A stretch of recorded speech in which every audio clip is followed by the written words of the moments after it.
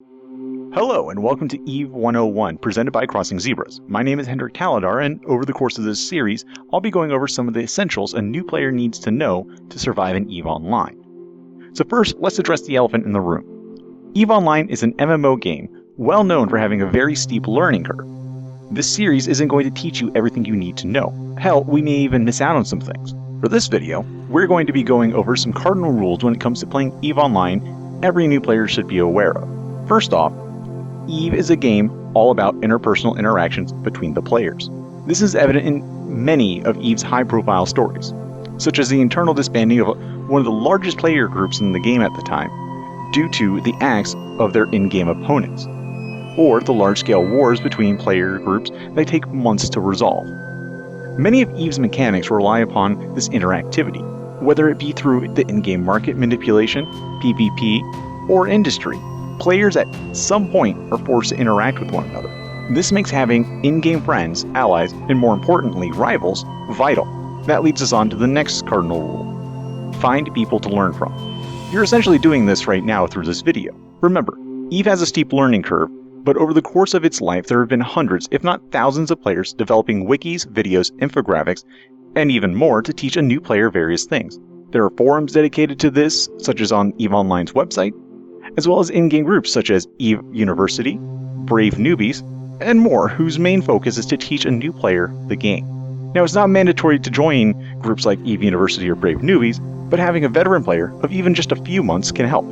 Learning from others is one important thing a new player should do in order to develop their appropriate skills for the game. Another thing to keep in mind about EVE is it's not always fast-paced. Some people refer to EVE as a boring game. Spreadsheets Online is usually used to describe the game. Mostly, it's because there isn't instant gratification for all the actions a player may take. Many of EVE's high-profile stories that make it to sites such as the BBC, USA Today, and so forth are simply the climactic conclusions to a slow and methodical build-up. Take, for example, the Battle of BTAC R5RB, which saw an estimated $300,000 real-world dollars lost in a single fight.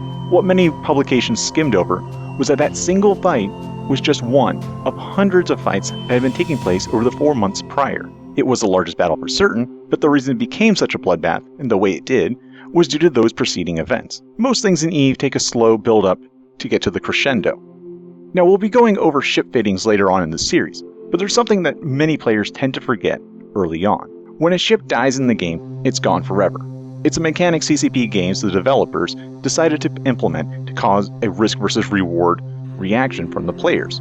Think for a second of two different swords. You have a golden sword with diamond-encrusted handle, and it costs 500,000 gold. But your opponent has a standard steel sword that only costs him 100 gold. Now, if you can assume for a second that you both can respawn, just without the weapons you had on you, which one of you can afford to lose their weapon without becoming destitute quickly?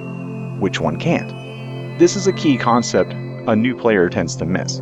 It's not about who has the most expensive weapon, or even the most expensive ship. It's about how much that ship and all its gizmos cost each and every time they lose it.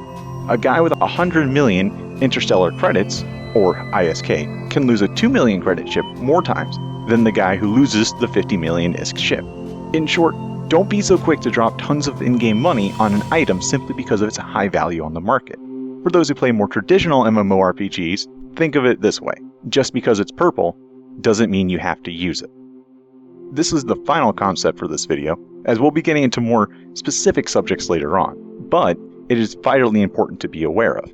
Always beware of other players. Remember how I said EVE is a game all about players interacting and socializing? Well, that doesn't mean everyone is out there to help you. EVE is a highly competitive game, and many players will outright lie to you about their intentions. A healthy dose of paranoia, and not being so quick to hand over your life savings to join a corporation, are important things to consider. Now that's it for our introductory video for this video series. I'm more than likely missing concepts that other players feel are important, but again, refer to the whole bit about learning from other players and ask on either the EVE forums, on Reddit, or even in the comment section below this video.